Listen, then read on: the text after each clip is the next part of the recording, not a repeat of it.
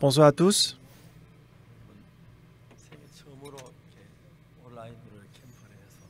C'est ma première fois de faire le camp d'été en ligne.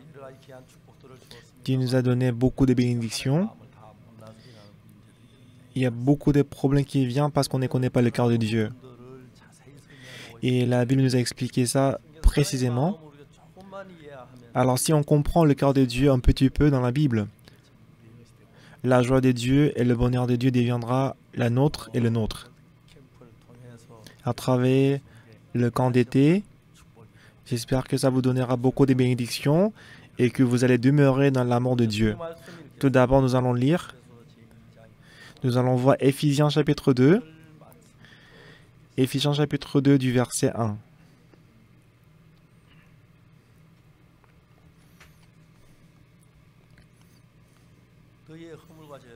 Vous étiez morts par vos offenses et par vos péchés, dans lesquels vous marchiez autrefois selon le train de ce monde, selon le prince de la puissance de l'air, de l'esprit qui agit maintenant dans les fils de la rébellion. Nous tous aussi, nous étions de leur nombre, et nous vivions autrefois selon les convoitises de notre chair, accomplissant les volontés de la chair et de nos pensées, et nous étions par nature des enfants de colère comme les autres. Mais Dieu, qui est riche en miséricorde, à cause du grand amour dont il nous a aimés, nous qui étions morts par nos offenses, nous a rendus à la vie avec Christ. C'est par grâce que vous êtes sauvés. Il nous a ressuscités ensemble, et il nous a fait asseoir ensemble dans le lieu céleste en Jésus-Christ, afin de montrer dans les siècles à venir l'infinie richesse de sa grâce par sa bonté envers nous en Jésus-Christ. Car c'est par la grâce que vous êtes sauvés, par le moyen de la foi, et cela ne vient pas de vous, c'est le don de Dieu. Ce n'est point pas les œuvres, afin que personne ne se glorifie. Car nous sommes son ouvrage, ayant été créés en Jésus-Christ pour de bonnes œuvres, que Dieu a préparées d'avance afin que nous les pratiquions. Nous avons lu jusqu'au verset 10. Je voudrais vous raconter une histoire que j'ai écoutée. Et quand il y avait la guerre de Corée, et à Los Angeles, il y avait une dame qui vivait à Los Angeles. Un soir, elle voulait s'endormir. Elle a reçu un coup de fil, le téléphone a sonné, elle a dit « Allô? Maman, c'est jaune !» Et cette dame, elle avait un fils. Il a quitté Los Angeles. Et un jour, il est entré dans l'armée. Et ensuite, il a été affecté au Japon. Et dans les années 50, la guerre des Corées s'est éclatée. Dès que la guerre s'est éclatée, son fils a été affecté en Corée. Et à l'époque, il n'y avait pas l'Internet, il n'y avait pas de téléphone portable. Du coup, la dame, elle a vu sur le journal qu'il y avait beaucoup de jeunes Américains qui étaient tués et ne pouvaient pas écouter la nouvelle de son fils. Mais un jour, soudainement, elle était en train de s'endormir, mais elle a reçu un coup de fil de son fils. « Hey John, tu vas bien, tu t'es porté bien ?»« Oui maman, je vais bien. »« Qu'est-ce que tu fais là? Tu dois rentrer vite à la maison. »« Maman, je suis avec mes amis, mais demain matin, je vais rentrer à la maison. »« Oui, c'est bien, dépêche-toi. »« Oui maman. »« Mais maman, j'ai un service à te demander. »« Quel service? » J'ai un ami à moi. Quel ami? C'est quel ami? C'est un ami que j'ai rencontré pendant la guerre. Maman, malheureusement, il a marché sur la mine pendant la guerre, qu'il a été sauté et qu'il est tombé par terre. Il a perdu un œil, il a perdu un bras, il a perdu une jambe. Ouh là là! Qu'il soit triste. Oui, maman. Mais maman, est-ce que je ne peux pas rentrer à la maison avec lui et vivre avec lui? Mais qu'est-ce que tu racontes, mon fils? S'il n'a pas une jambe, s'il n'a pas un œil, c'est inconfortable. S'il vit avec nous dans la maison, il va donner beaucoup de il va nous rendre malheureux, il va nous rendre inconfortables. Mais maman, je vais vivre avec lui. Et mon fils, comme tu étais dans la guerre, tu es devenu une personne sentimentale. Réfléchis, réfléchis. Ben, il n'a pas une jambe, il n'a pas un œil. Il va créer beaucoup de mal à l'aise. Moi aussi, moi, non, moi je suis occupé, j'ai pas le temps pour m'occuper de lui. Il faut le faire rentrer chez lui. Maman. Oui. Ma maman, moi je peux pas vivre avec lui, d'accord? Entendu, tu vas le faire rentrer à la maison. D'accord, maman, j'ai compris. Dépêche-toi de venir, d'accord? Oui, maman. Maman, maman, porte-toi bien. Oui, je me porte bien, donc rentre vite. Maman, sois en bonne santé. Maman, porte-toi bien. D'accord, rentre vite. Alors maman, elle était très contente que son fils qui était dans la guerre rentrait. C'était le fils qu'elle rêvait chaque jour dans son songe. Et enfin, son fils va rentrer chez lui. Alors elle est allée à la cuisine et commençait à préparer des nourritures. Beaucoup de ses amis vont venir pour le voir. Elle a préparé beaucoup de cuisine et des plats. Et en préparant, en faisant la cuisine, elle a acheté des fleurs, elle a mis sur la table, elle a repassé le pantalon de son fils. Alors elle était très très joyeuse. En fin de compte, je vais vivre avec mon fils. Ah, mon fils, enfin il va retourner en bonne santé. Toute la nuit, elle n'arrivait pas à dormir. Mais elle n'était pas du tout fatiguée ni épuisée. Et en plus, elle était heureuse. Et l'aéroport n'est pas si loin de sa maison. Mais oui, c'était 8 heures du matin déjà.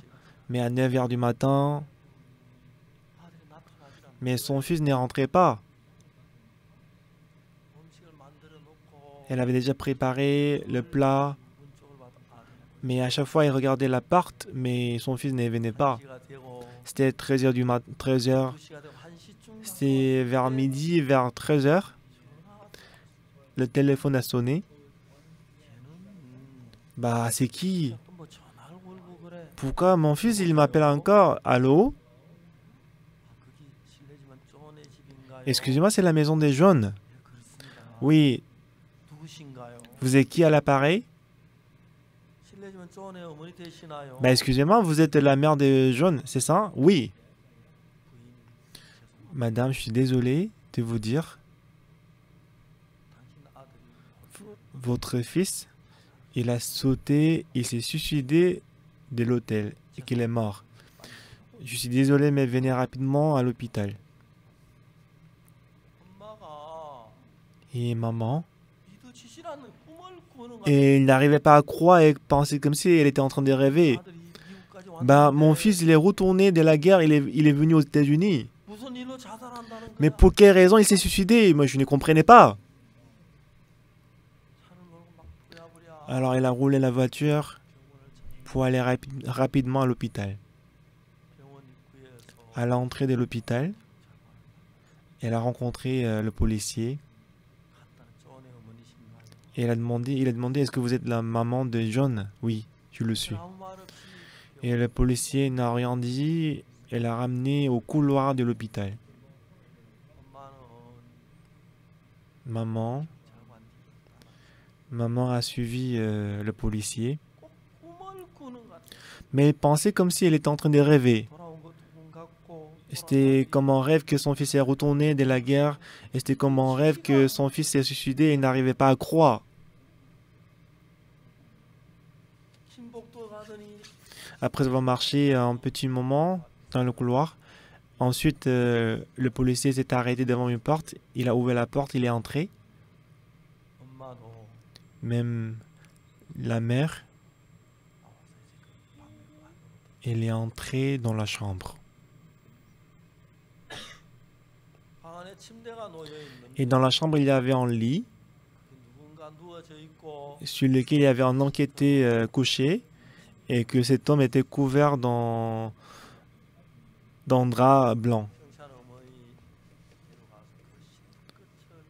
Alors le policier, il a pris en bout de l'étoffe, il commençait à enlever la couverture. Et la maman, elle était complètement choquée.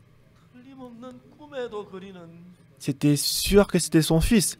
C'était certain que c'était son fils, John. Cependant, son visage était rempli de cicatrices, blessures qu'il n'avait pas un œil.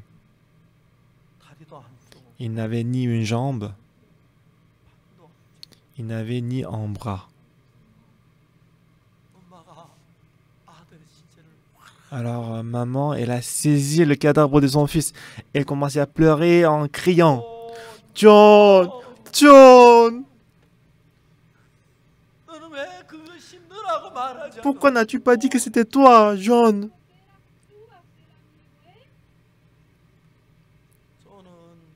John, il était envoyé immédiatement à la guerre de Corée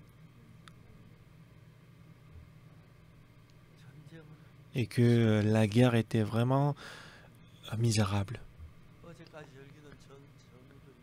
Les camarades avec qui il était jusqu'à hier, ils mouraient aujourd'hui. À chaque fois qu'il y avait un combat, beaucoup de gens sont morts, ils sont devenus cadavres, ils sont devenus malades, patients, blessés. Un jour, John, il a pris part à la guerre, mais il a marché sur la mine. Après, il était envolé et qu'il est tombé par terre, il a perdu la conscience. Et je ne sais pas combien de jours sont passés. Lorsque John a ouvert les yeux, il s'est demandé, moi je suis où? Il y avait un lit. Il y avait les infirmiers qui marchaient à côté de lui. Il voyait ses camarades qui étaient couverts de sang. Ah oui, j'avais marché sur la mine.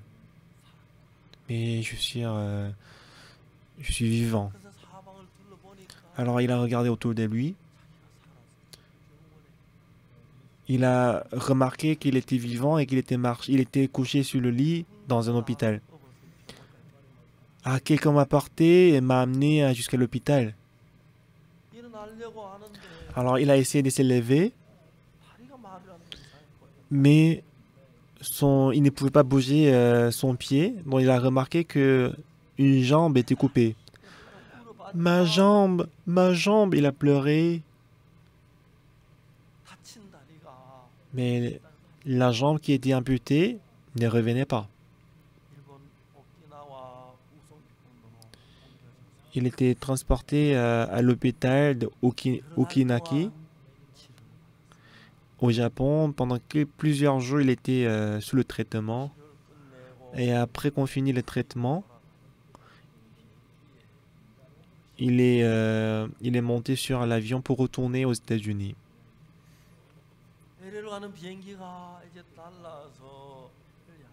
Alors l'avion s'est envolé et que c'était en train de se diriger vers Los Angeles. Il était assis sur le siège, il réfléchissait. Quand j'ai quitté les États-Unis, j'étais en bonne santé. Mais me voici, je suis handicapé. Et moi, étant handicapé, je vais rentrer aux États-Unis.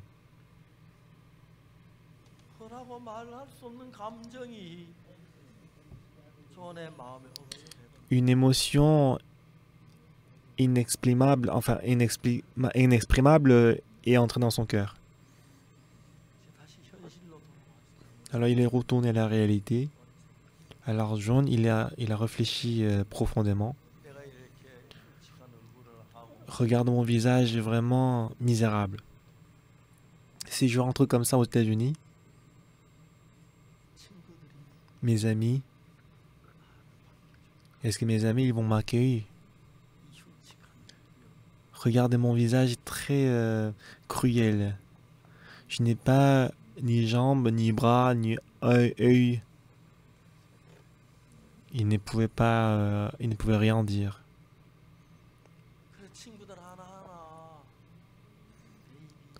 Alors il commençait à ses amis, David, Matthew. Il avait l'impression qu'il allait le détester. Alors il a pensé à ses petits amis.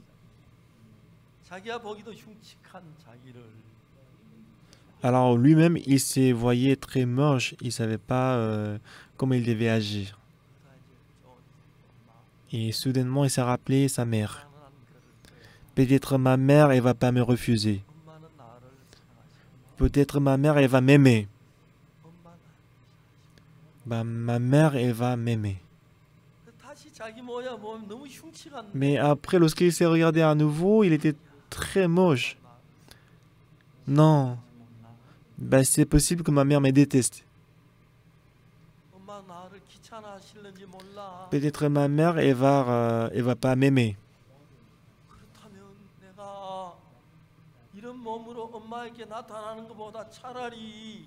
Au lieu d'apparaître devant ma mère comme ça, vaut mieux de ne pas apparaître devant ma mère.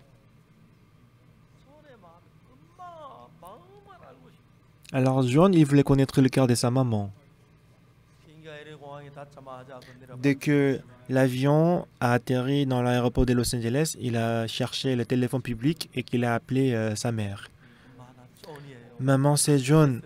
Comment tu vas, maman? Ah, tu vas bien? Tu es en bonne santé? Oui. Et ensuite, il a demandé à sa maman, maman, j'ai un ami. C'est quel ami? C'est un ami que j'ai rencontré pendant la guerre. Mais cet ami, il a marché sur la mine. Il a perdu un œil, il a perdu un bras, une jambe. Oh là là. Qu'il soit triste. Oui, maman.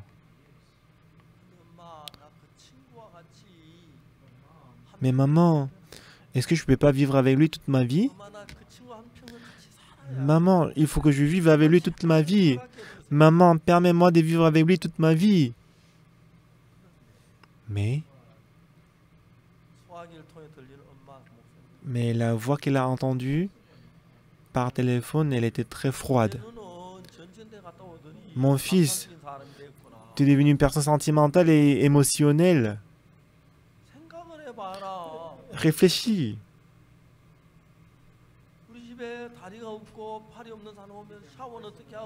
Si une personne qui n'a pas une jambe ni bras, comment est-ce qu'elle va aller aux toilettes? Comment est-ce qu'elle va se doucher? Il va nous donner beaucoup de malaise dont je peux pas vivre avec lui. Oui, maman.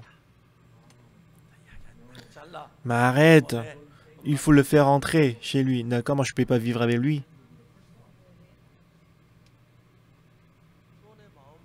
Dans le cœur des jaunes,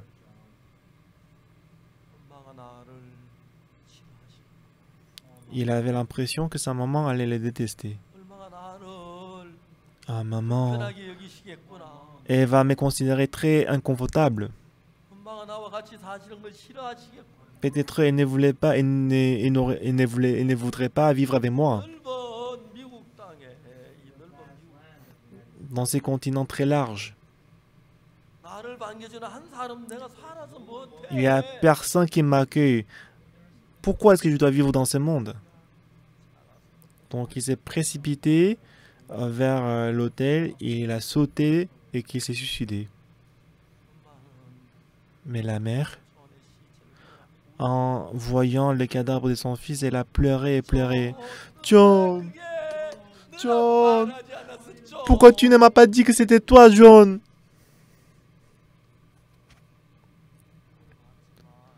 Elle a pleuré, mais son fils ne retournait pas à la vie.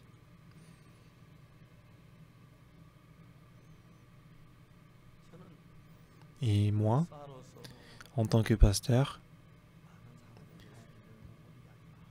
j'ai prêché l'évangile de Jésus-Christ à plusieurs personnes. Donc il y a beaucoup de malheurs dans notre vie. Avec, si notre cœur est différent de la femme qu'on aime le plus, et entre le père et le fils, le cœur est différent. Entre le grand frère et le petit frère, lorsque le cœur est différent. Et le cœur est composé de quoi? On ne sait pas comment contrôler le cœur.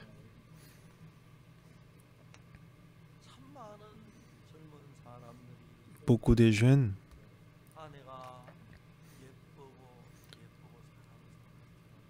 sa femme était très jolie et magnifique, c'est pour ça qu'il l'a épousée. Mais en vivant, le cœur devient différent. Il devient l'ennemi, il se déteste, il divorce. Et à chaque fois qu'il pense à sa femme, il se fâche. Pourquoi est-ce qu'il y a une grande différence entre avoir le même cœur et avoir le cœur différent? C'était sûr qu'il l'a aimé. Pour donner tout son amour, il l'a épousée.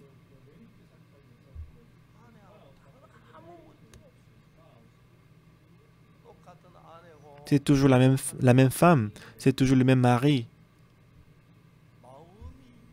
Mais il y a beaucoup de problèmes qui arrivent parce que le cœur est différent. Ces problèmes sont vraiment graves. Et moi, je suis pasteur dans l'église.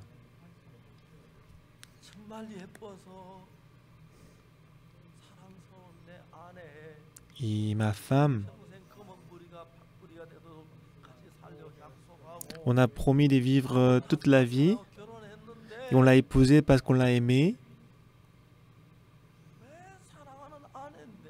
Elle est ma femme que j'aime. Il est mon mari que j'aime. Mais en raison de la différence du cœur, ils se disputent, ils se fâchent et ils divorcent. Pourquoi? Non seulement entre le mari et la femme, même entre le père et le fils, même entre le grand frère et le petit frère, entre les amis, entre les voisins. Ce sont des gens qui sont créés par Dieu. Mais pourquoi est-ce qu'ils ont le cœur différent? Pourquoi est-ce qu'ils doivent se détester? Pourquoi est-ce qu'ils doivent se haïr? Pourquoi ils deviennent l'ennemi? Si nous lisons la Bible, on peut apprendre ça beaucoup. Le cas de John. Mais moi, quand j'ai écouté l'histoire de John, j'ai beaucoup réfléchi dans mon cœur. Maman, c'est John. Je viens d'atterrir à l'aéroport de Los Angeles. Avant, tu t'es porté bien? Oui, maman. Moi, je vais bien, maman. Mais, ne sois pas déçu. J'ai marché sur une mine. J'ai perdu un œil, j'ai perdu un bras, j'ai perdu une jambe.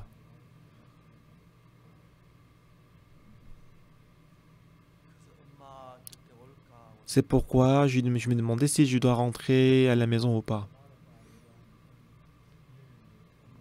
Mais maman, tu sais que je t'aime, n'est-ce pas, maman? Et j'ai envie de te voir, tu me manques beaucoup, maman. Et c'est pourquoi? Donc, maman, même si tu me détestes, moi j'ai décidé d'aller te voir. Maman, ne me déteste pas parce que je n'ai pas le pied. Même si je n'ai pas un œil, je n'ai pas un bras, ne me déteste pas, ma mère.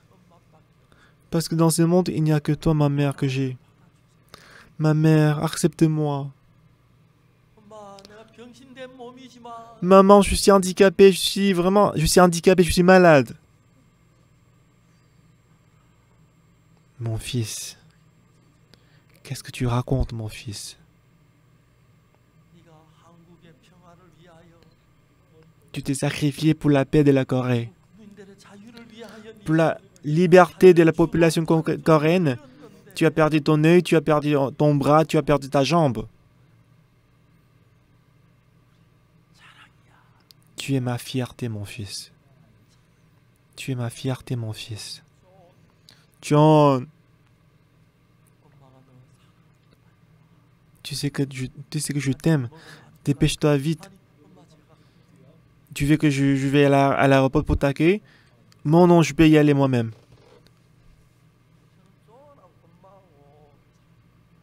Bah, j'ai imaginé cette situation entre la mère et le John, le fils.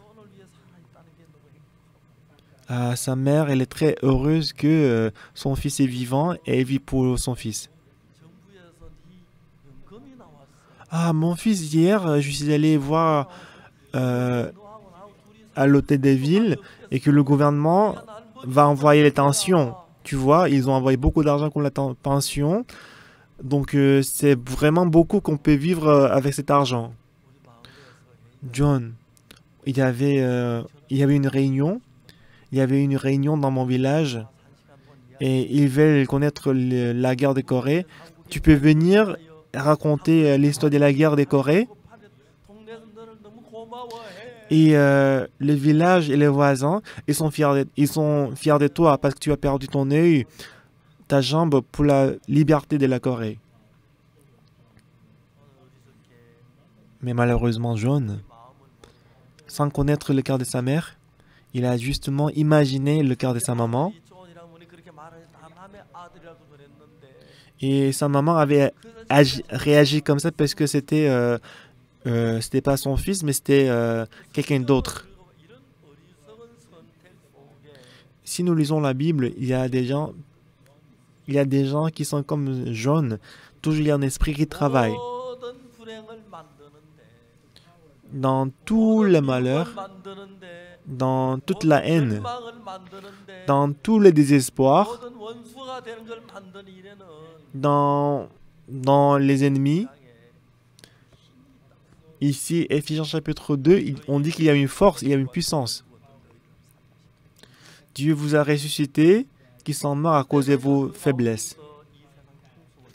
Vous étiez morts par vos offenses et par vos péchés dans lesquels vous marchiez autrefois selon le train de ce monde, selon le prince de la puissance de l'air, de l'esprit qui agit maintenant dans les fils de la rébellion.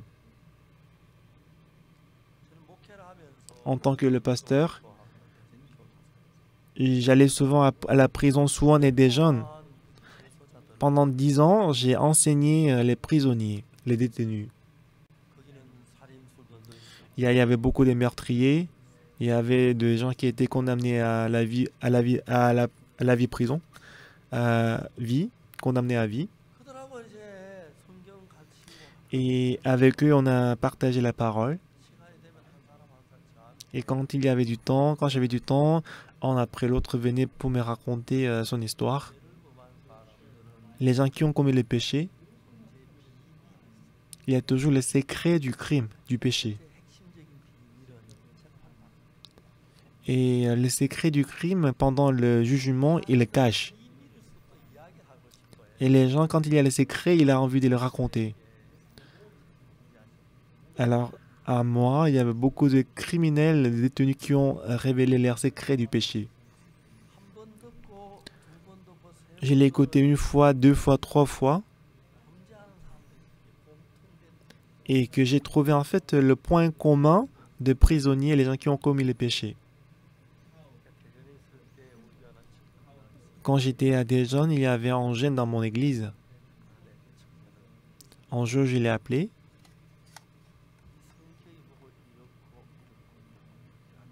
Et je lui ai dit que quand je vois ton caractère, tu es comme ça et comme ça.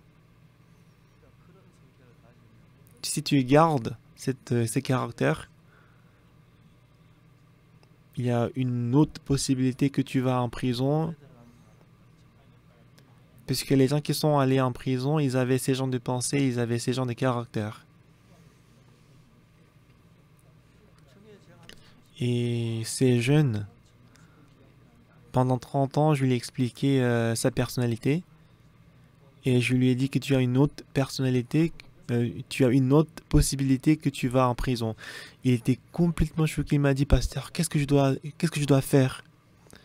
Il a soudainement changé son cœur. Maintenant, il est marié, il fait ses affaires. Au départ, c'était un peu difficile les affaires, mais ça va bien maintenant.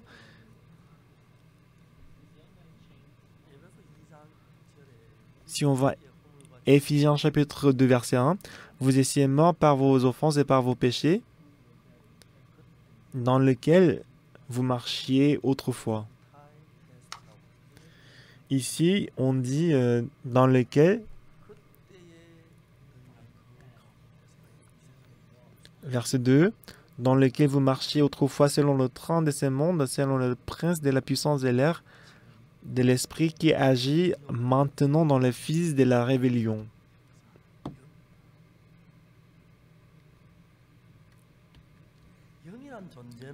Donc l'existence de l'esprit, ça se voit pas, c'est pas voyant, c'est pas visible, mais cet esprit-là travaille énormément dans le cœur. Qu'est-ce que la Bible dit?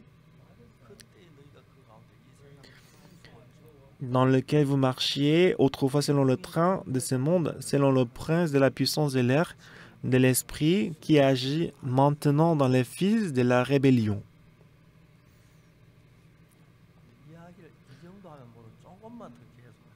Alors si je vous explique ça un peu plus en détail, je pense que vous allez comprendre ça. Ok? Et face à une situation,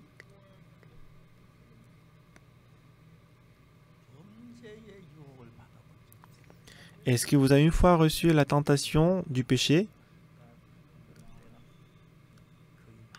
Je pense que beaucoup de fois vous êtes tenté de commettre le péché, n'est-ce pas? Lorsque vous êtes tenté, lorsque vous avez une tentation de commettre le péché, comment est-ce que votre cœur agit? Est-ce que je dois voler ou pas? Est-ce que je dois voler ou non? Mais ce qui est intéressant, bien aimé, c'est que moi en prison, pendant 10 ans, chaque lundi, j'ai enseigné les détenus, les prisonniers. Il y a un caractère très commun pour les prisonniers en prison. Quand je vole, quand je commets les péchés, c'est vrai qu'il y a une haute possibilité d'être arrêté. Mais ce qui est bizarre, c'est que les gens qui commettent les péchés, ils ont un point commun, c'est qu'ils ont la pensée que si je fais comme ça, je ne vais pas être arrêté, et qu'ils croient en ça. Ils croient en cette pensée, ils sont vraiment stupides. Pour quelqu'un, il a commis les péchés, il est envoyé en prison. Alors il s'est dit, pourquoi je suis arrêté là? Ah, c'est parce que j'avais laissé l'empreinte, mon empreinte. Il faut que je sorte vite de la prison. La prochaine fois, si je porte les gants, je ne vais pas laisser mon empreinte, n'est-ce pas?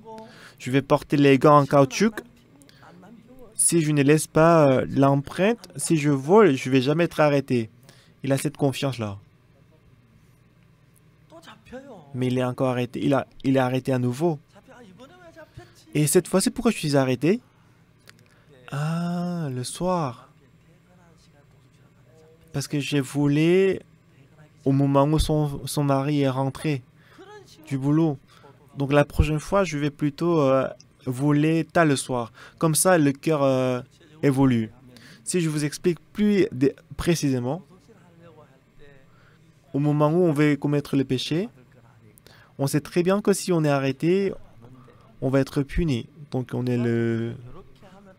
n'a pas envie de commettre le péché. Cependant, qui est-ce qui va commettre le péché et voler? C'est celui qui pense que si je fais comme ça, je ne vais pas être arrêté. Et en ce moment-là, il y a deux types de cœurs. Si je vole et que si je suis arrêté, qu'est-ce que je vais faire? Si je suis arrêté, non, je ne vais pas être arrêté. Donc il y a un conflit entre deux pensées. Je vais être arrêté? Non, je ne vais pas être arrêté. C'est pareil quand on fait la drogue, quand on fait le jeu des hasards, le jeu d'argent.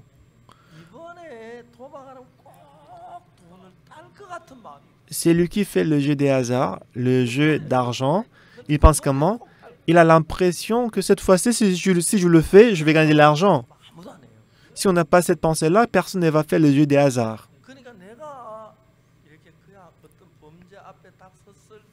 Quand je me trouve devant un crime, un péché, c'est certain qu'il y a un conflit entre deux pensées. Il faut voler. Non, il ne faut pas voler. Tu dois voler, tu ne dois pas voler. Tu ne dois pas être arrêté. Non, je ne vais pas être arrêté. Cette fois-ci, je vais gagner de l'argent. La dernière fois, j'ai perdu mon argent, mais cette fois-ci, je vais gagner de l'argent. Nous avons telle pensée. Ceux qui ne connaissent pas, ils le font. Mais si on lit la Bible, si on voit en détail, c'est vrai que dans notre cœur, nous avons notre pensée à nous. Nous avons notre cœur à nous, mais il y a encore un autre cœur qui ne m'appartient pas, qui n'est pas mon cœur. Il faut voler. Non, tu ne dois pas voler. Commettre l'adultère. Non, je ne dois pas commettre l'adultère. Faire la drogue. Non, je ne dois pas faire la drogue. Ah, je ne dois pas faire la drogue. Je ne dois pas voler. Je peux être arrêté. C'est mon cœur à moi. Cependant, il y a un autre cœur. Et il y a une existence de l'esprit. Il y a un esprit qui travaille dans mon cœur. Alors, si vous connaissez bien l'identité de cet esprit, vous pouvez mener une vie vraiment bénie. La plupart des gens dans leur vie,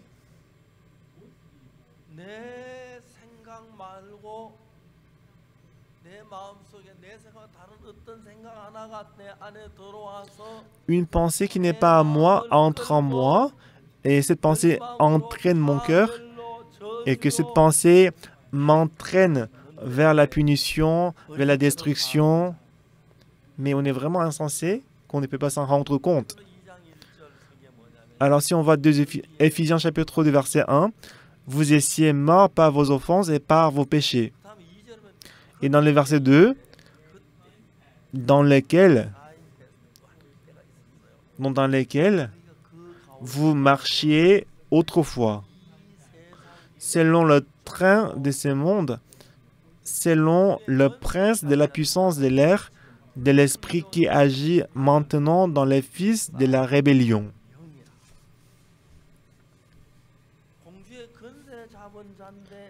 C'est le prince de la puissance de l'air. Ce n'est pas une existence, mais c'est un esprit. Et en général, l'esprit, le fantôme, le diable, ce n'est pas un objet. Même si ça existe, on ne peut pas le toucher. On n'est pas ni voix de nos yeux. Mais cet esprit-là, c'est merveilleux parce que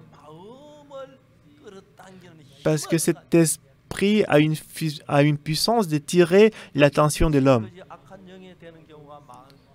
Dans la plupart des gens qui deviennent fous, c'est à cause de le mauvais esprit. Et beaucoup de gens qui vont en prison, c'est à cause des mauvais esprits. Et tous les problèmes qui arrivent, il y a beaucoup de problèmes qui arrivent à cause de mauvais esprits. Et le mauvais esprit représente Satan. Par exemple, si on commet le péché, si on commet l'adultère, si on fait la drogue, si on fait le jeu des hasards,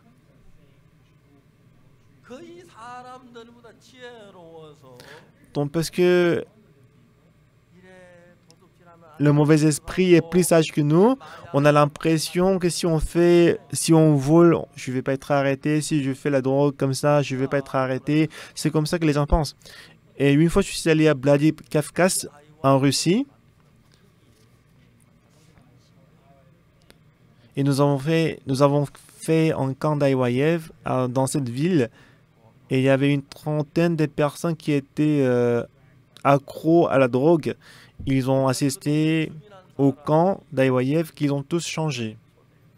Alors, un des voisins, un des habitants de cette ville m'a invité chez lui et il m'a donné le dîner en disant que c'est le plat du palais royal. Donc pendant 1 heure, il m'a traité le dîner. Et il m'a dit, pasteur, dans notre ville, il y a beaucoup de gens qui meurent de la drogue. Parmi les drogues, il y a ce que nous appelons 3-9, 3-9. Qu'est-ce que c'est que 3-9? Donc, il y a un arbre qui s'appelle coca. On doit extraire le cocaïne. Et quand on extrait le cocaïne de cet arbre, il n'y a pas beaucoup de quantité. Donc, ce qu'on fait, c'est que on utilise les produits chimiques. Alors, si on utilise le produit chimique pour extraire beaucoup de quantités de cocaïne, ça va être mélangé. Cependant, si le cocaïne n'est pas mélangé avec le produit chimique, c'est ce que nous appelons 3-9, 3-9. Même si c'est le 3-9, mais on ne peut pas distinguer 3-9 avec d'autres drogues.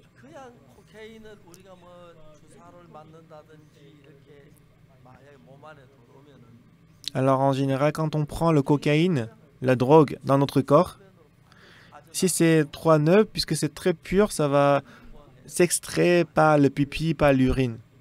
Bon, c'est pour ça que si on fait 1 ou 2 fois, on ne va pas être accro à la drogue.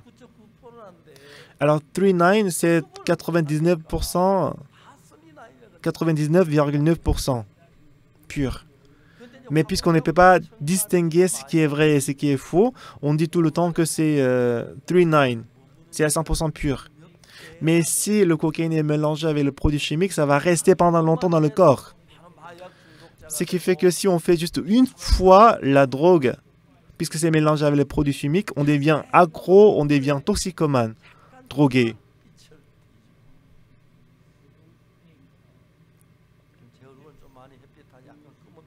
Et quand on voit mon visage, c'est un peu noirci.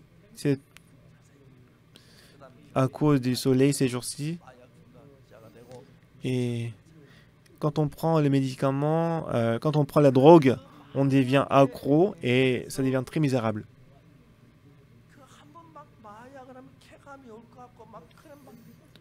Vous savez qu'on a l'impression que si je fais la drogue, je vais être vraiment heureux, je vais oublier toutes les tristesses.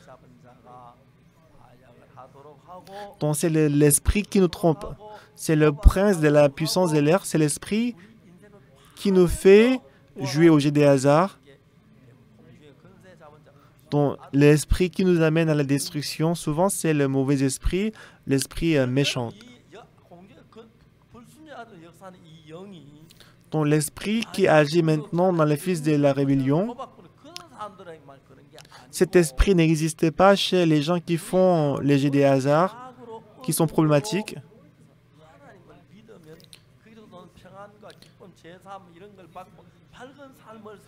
Quand on croit en Dieu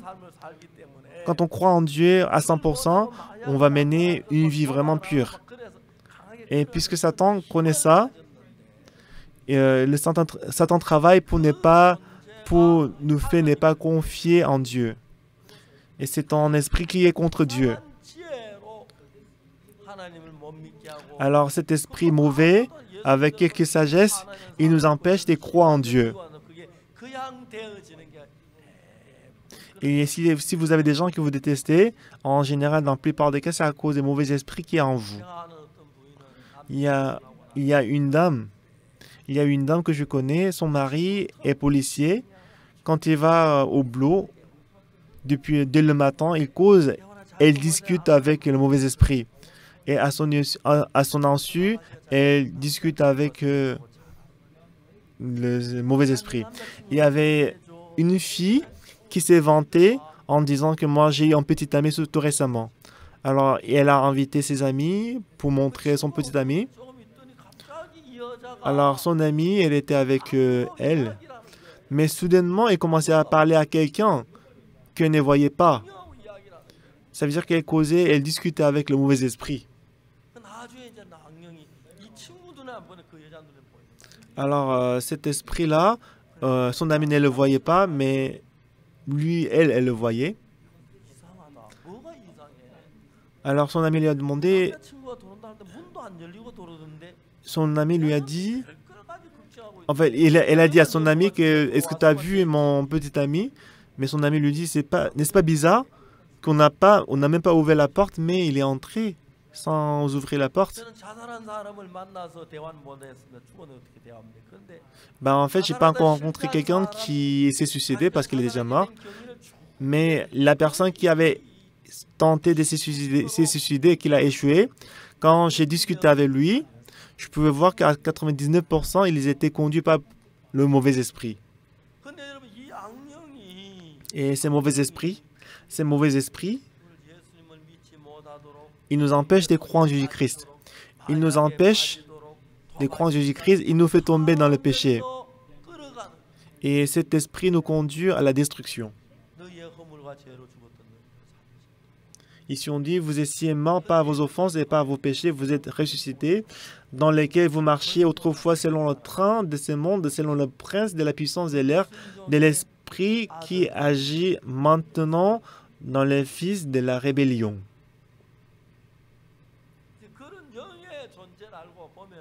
Alors si on connaît l'identité de cet esprit, normalement le couple il doit vivre dans le bonheur. Mais à cause d'aucune raison, il devient l'ennemi des uns les autres. C'est ça Satan qui fait. Donc le mauvais esprit nous donne la méfiance vis-à-vis du mari, vis-à-vis de la femme.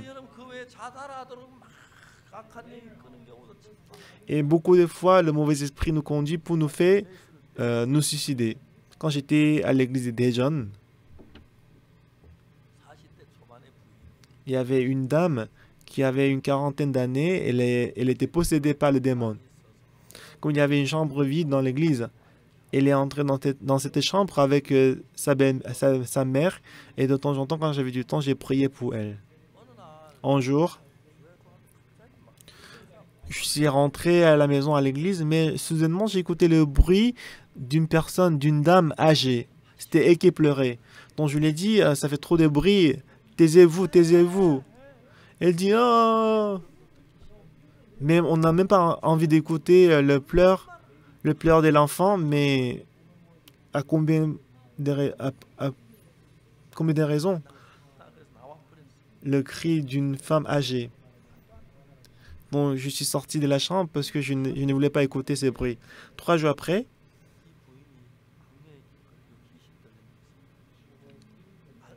alors la dame, elle était possédée par le démon, mais après 3 jours, elle est revenue à la conscience. Donc j'ai dû lui demander, pourquoi tu as beaucoup pleuré il y a 3 jours? Elle a dit, dans son cœur, c'est que Satan, c'est que le mauvais esprit lui a dit, c'est que tu n'as pas encore reçu le salut, tu vas aller en enfer.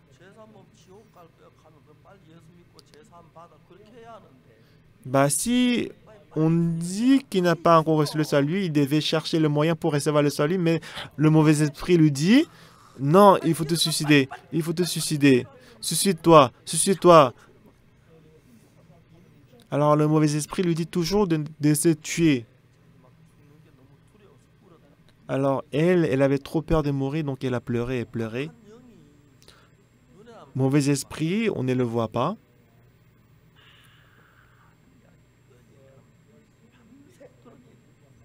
Alors si je raconte ces genre des choses, même si je passe toute la nuit, je ne peux pas tout raconter. Alors de la même façon, le mauvais esprit travaille également chez nous, dans notre cœur, pour ne pas accepter la parole de Dieu. Et ce qui est le plus important, le mauvais esprit, l'esprit impur.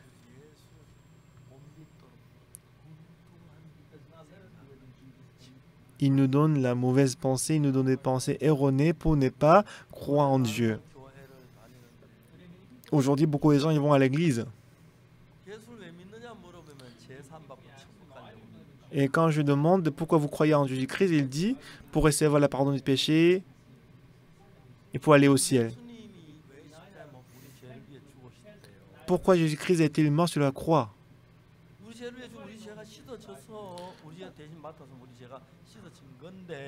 Alors, s'il a pris nos péchés sont lavés. Mais les gens disent quoi? Ils disent qu'ils sont pécheurs.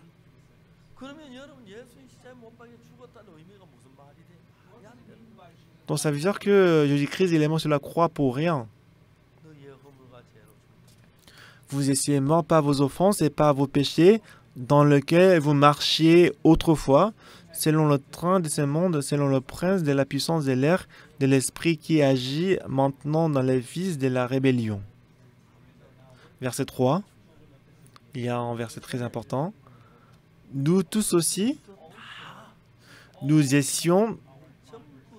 tous aussi, nous étions de leur nombre et nous vivions autrefois selon les convoitises de notre chair, accomplissant les volontés de la chair et de nos pensées, et nous étions par nature des enfants de colère, comme les autres.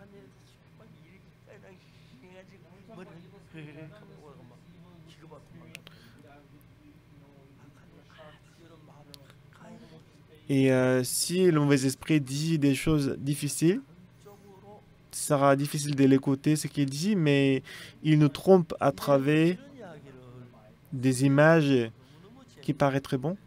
Donc, en tout cas, si on voit ces genres d'histoires dans la Bible, c'est très intéressant.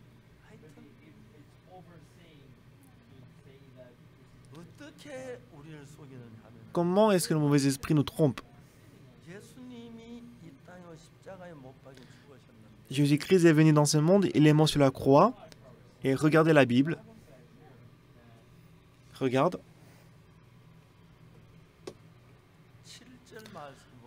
Regardez verset 7. Regardez verset 7. Afin de montrer... Nous allons lire du verset 6. Il nous a ressuscités ensemble et nous a fait asseoir ensemble dans le lieu céleste en Jésus-Christ. Nous allons voir verset 5. Verset 5. Nous qui étions morts par nos offenses, nous a rendus à la vie avec Christ. C'est par grâce que vous êtes sauvés. La grâce. La grâce est quelque chose que nous donnons sans recevoir le salaire. Aujourd'hui, beaucoup de gens sont trompés par le mauvais esprit et ils pensent qu'ils doivent bien agir pour recevoir le salut. Ils pensent qu'ils doivent donner la dîme, les offrandes, mais dans ce cas-là, ce n'est pas la grâce. Les choses qu'on doit faire pour recevoir le salut, c'est Jésus-Christ qui a tout fait. Jésus-Christ a déjà lavé tous nos péchés à notre place.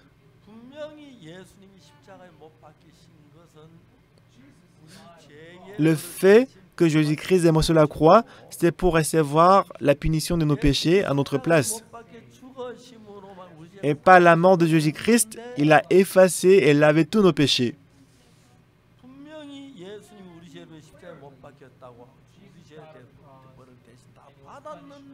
Jésus-Christ a reçu toutes les punitions de nos péchés.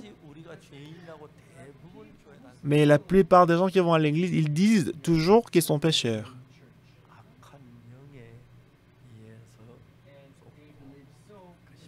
Donc c'est la tromperie de mauvais esprits.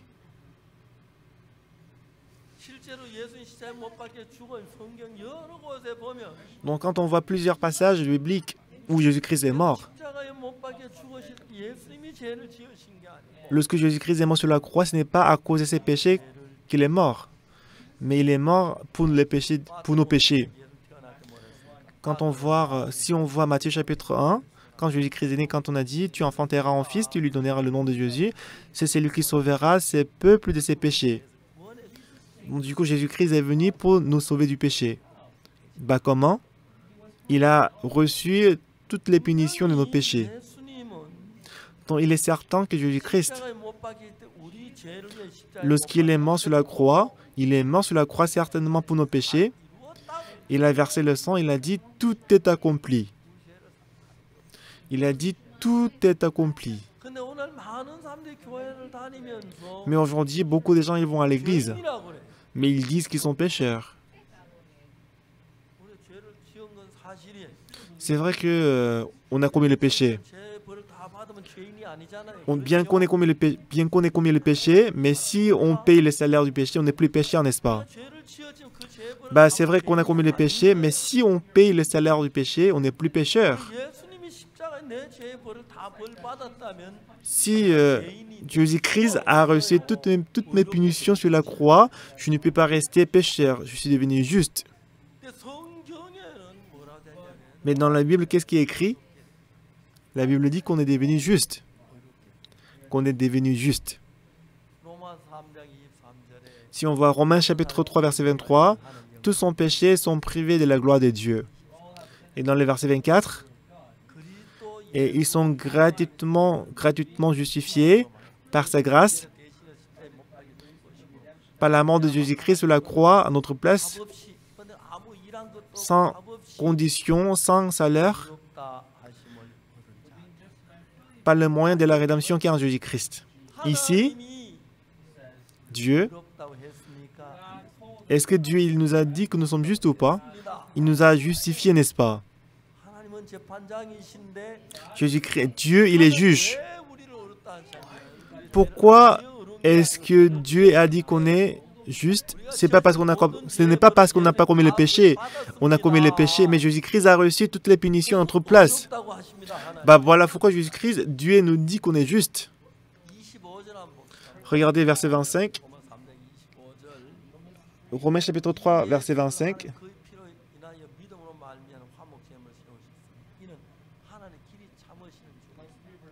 25, c'est lui que Dieu a destiné par son sang à être pour ceux qui croiraient victime propitiatoire afin de montrer sa justice.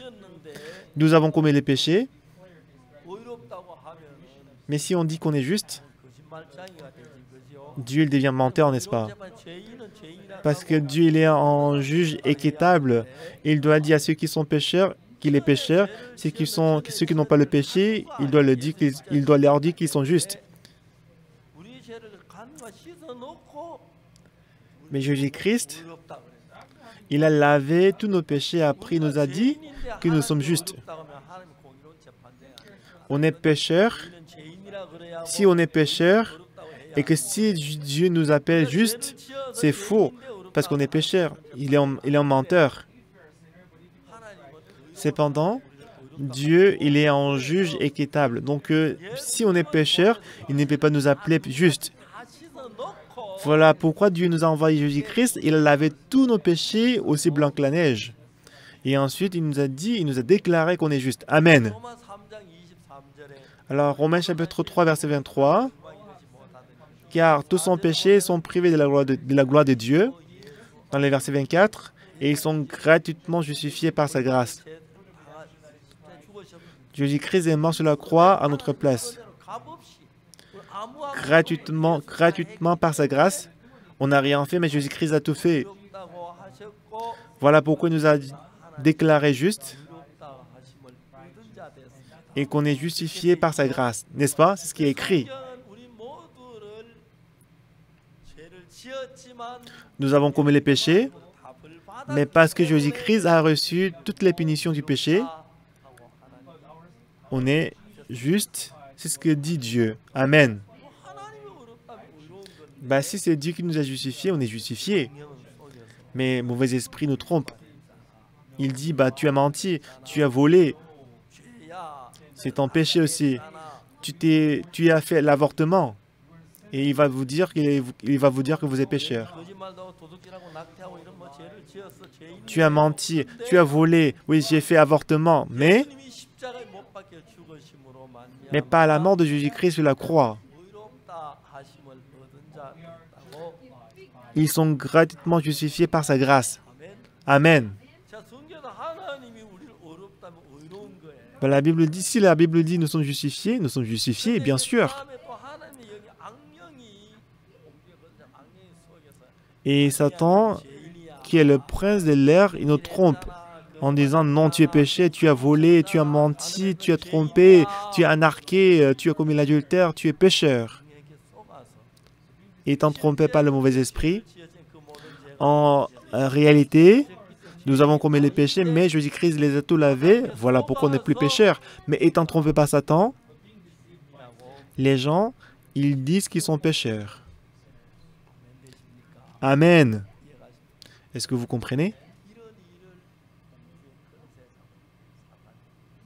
C'est ce que Satan, qui est le prince de l'air, qui nous trompe. Quand vous dites que vous êtes péché, vous pensez que vous avez raison, parce que vous mentez, vous faites des mauvaises choses. Mais qu'est-ce que la Bible dit? La Bible dit que Jésus-Christ a reçu toutes les punitions à notre place. C'est pour ça que la vérité, c'est qu'on n'est pas péché, on est juste. Mais Satan a trompé beaucoup de gens. Et Satan travaille pour qu'on ne puisse pas croire en Dieu. C'est le mauvais esprit qui agit dans notre cœur. Éphésiens chapitre 2.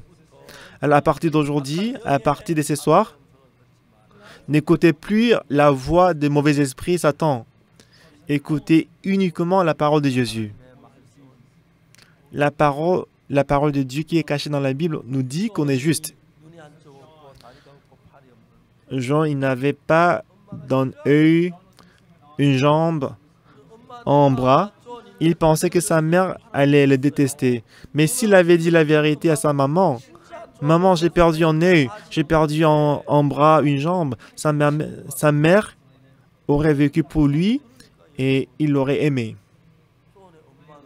Mais la mère de John, c'est vrai que si c'était l'ami de son fils qui était malade comme ça, il sera inconfortable avec lui, mais si c'était son fils, c'est différent. Mais John, qu'est-ce qu'il a fait? Il a pensé que si je suis handicapé comme ça, ma mère, elle va pas m'aimer, elle va me détester. C'est pour ça qu'il a fait la tragédie. Cette fois-ci, à travers le camp d'été, la retraite, une chose que vous devez savoir, c'est que en vous, vous avez plusieurs pensées. Et il y a deux types de pensées. Commettre le péché, faire la drogue, faire les jeux des hasards. C'est Satan qui le fait. Accepter la parole de Dieu, notamment la parole, la Bible. La Bible dit que Jésus-Christ est mort sur la croix et qu'il a reçu toutes les punitions du péché. C'est ce qui est écrit dans la Bible. Amen. Dites-moi Amen. Amen.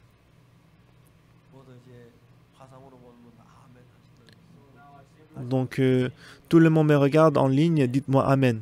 Dites Amen. Oui, Jésus-Christ est mort sur la croix, il a effacé tous les péchés. On n'est plus pécheur, on est juste parce que les péchés sont lavés. Satan nous a trompés et qu'il nous rend pécheurs. Jésus-Christ il est mort sur la croix, il a reçu toutes les punitions. Ne soyez plus trompés par Satan, lisez la Bible. Par le sang de Jésus-Christ, tous nos péchés sont lavés, croyez à la parole. En ce moment-là, vous recevrez la grâce et la bénédiction. Prions. Éternel Dieu Tout-Puissant, normalement, c'est nous qui devions être punis, mais Jésus-Christ a reçu toutes les punitions du péché à notre place, et Dieu nous a rendus propres, et il nous a justifiés. Mais Satan nous a trompés. Il nous a trompés comme si on est toujours pécheurs. Et beaucoup de fois, on est trompé par Satan. C'est vrai qu'on a commis les péchés, mais on n'est plus pécheurs. Parce que Jésus-Christ a lavé et payé le salaire du péché. Ayant cette foi en nous, permet-nous de vivre dans le bonheur. Je te confie entre ta main tous les programmes qui restent à travers cette retraite, à travers ces camps. Permets-nous de nous approcher de Dieu et recevoir la bénédiction. Merci Seigneur. J'ai prié au nom de Jésus-Christ. Amen.